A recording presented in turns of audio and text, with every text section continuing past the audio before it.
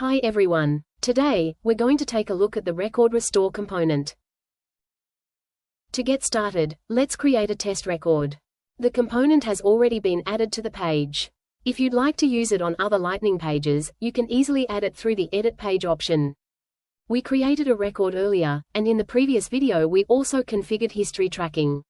However, you may notice that no history is displayed yet. That's because our flow is configured to run after record updates, not after record creation. To start capturing history with this flow configuration, we need to make changes to the fields that are being tracked. Alternatively, we can create a snapshot to capture the current state of the record. Now, let's update the name field a few times. After refreshing the component, it automatically loads all recorded changes and displays them in an interactive timeline directly within the user interface. You can restore individual field values or multiple fields at once. You can also use the date and user filters to narrow down the results and focus on the changes you're interested in. By clicking a log link, you can navigate directly to the corresponding history record.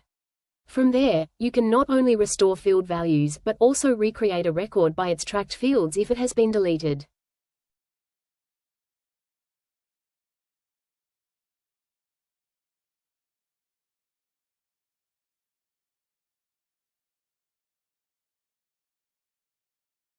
That's it for this video. Thanks for watching, and I'll see you in the next one.